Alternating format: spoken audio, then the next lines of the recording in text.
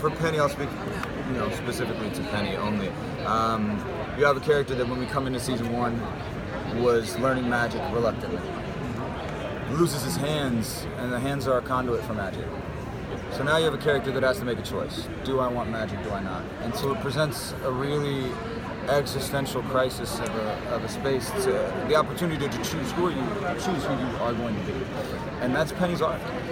You're watching Penny choose, who he wants to be. And not always be successful, because that is growth. But that's, to me, the season arc for Penny. All right, well said. Thank you. I totally 100% agree. I feel really good about that answer. I'm not crying. Woo! And he didn't rehearse that. We give you a hand. Appreciate it. I think when we see the dean in the pilot, he is the omnipotent, dean of breakbills. He is breakbills. He has all the power, all the control. Then he slowly starts losing it, and I think by the end of season 1, he has grown frustrated, and has lost his grip on everything. And what I've been doing in season 2, not to give away, I'm not going to give away anything, but it's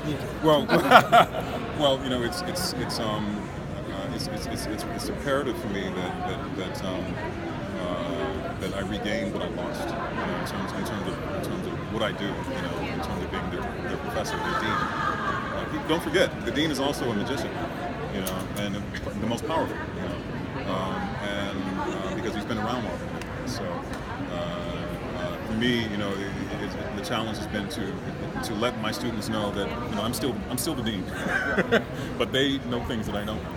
It's about the lengths you'll go to get back what you have. Yeah. It's a personal struggle as well. So. Slide it in there, Dale. We learn in season 1 from the dean that when he loses his eyes, that magic. Trying to succeed with magic might change who he is. Yes. And since Penny loses his hands, do we see a relationship growing between the two over almost, I want to say shared experience, but similar? Actually, that does come. That comes up for sure, but it doesn't go necessarily how people would expect it. Right. Let's just throw it that way.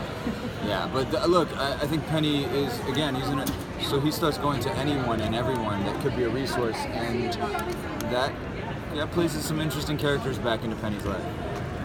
Have you guys rewatched season 1 since it came out? No, actually, I haven't. Have you? I have, yeah. Did you love it? Well, I watched it first on my phone, and then what I was doing, like the next, when it would air, I would buy it on Google Play and then download it to my tablet, my phone. And then I went and bought a TV, and then I rewatched everything on the big screen TV. Yeah. And I was like, we got a good fucking show. So the visual palette works much better on the bigger fantastic. screen. It's fantastic. Right? You see all the detail, the things that you're doing, especially with you. Well, I think that at the moment, our DP, Ellie Smokin, is brilliant at what he does, and our camera teams. He's created so many different looks and so many different color palettes. I mean, the lighting, for example, in Breakbills, it's all very steady camera movements, but in New York, it's handheld because it's supposed to feel a little bit more, grungy and not as a little helter skelter. So stuff like that, the level of detail that is put in, not just by us and the writers, but you feel the different beats depending on the setting. Sure, yeah. Absolutely. And it really, and we've been blessed. We talked about this earlier. We've been blessed to get the locations, exterior locations and interior locations in Vancouver, because there's 100,000 things shooting in Vancouver right now, and we have been blessed in getting certain forests, certain buildings, certain locations locked in so we can shoot there. And it's fantastic. I worked on other shows in Vancouver, and we haven't been able to get everything that they wanted, but we have been really lucky. Feeling a different level of acting when you're on a location like that, just right in the middle of it. Absolutely, yeah. And they would know more about that than me, but I can tell you that the Breakbills University, we use UBC for Breakbills, and once I step on that university, I feel like I'm somewhere else. I feel like I'm in Breakbills. I would probably guess the same for Filler as well. Yeah, I mean, we've been really fortunate. We don't do a lot of green screen work. Yeah. We've been really fortunate. We do a lot of practical stuff. We have a lot of visual effects, but they're usually enhancing stuff that we're already doing. So everyone makes. This is gonna sound. Everyone's so good at their jobs that it makes my job a lot easier. Well, we would know if it's fake watching. Well, I don't know. Do you know if it's fake? Well, I mean, I don't know. I can't tell you about my own magical powers. Fair enough. But you have to believe what you're trying to do. Yeah. Right. No, and it does. So when you have when we get to go to a place like Robert Burnaby Park, and it's so lush and so green, it genuinely feels like another world. You're in another world. It makes my job a lot easier. Yeah. Absolutely. Yeah, and then it's like, fantastic. and then shouts to the least heralded department of a film or TV set, the locations department, because their job when they lock up, if we're at UBC.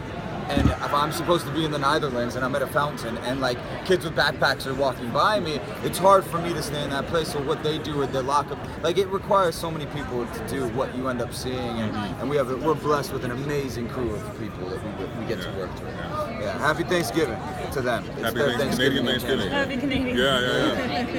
With Penny as a traveler, he uses his hands a lot less in terms of cutting than the other characters. So with the little that you do, how does your experience versus somebody who does a little more, how does that prove difficult or easier for you as an actor? I mean, the tutting is inherently difficult, just because it's like a whole language. It's movements that I'm not used to. But we have amazing choreographers, Paul Becker and Kevin Lee, who come up and they've created a language that's best suited to our strength and weakness. So I played violin since I was a young boy, and so my left hand is more dexterous than my right, and therefore he does more stuff that my left hand can do. He watches what we can do. Hale has a completely different style, and it ends up working because we're all different, and it's cool that becomes an extension of the expression of our character. But it is true, I don't tut a ton in season 1, and once my hands are gone, I tut a little less. Guys, we're wrapped up. I'm sorry if that was 45. Thanks so much.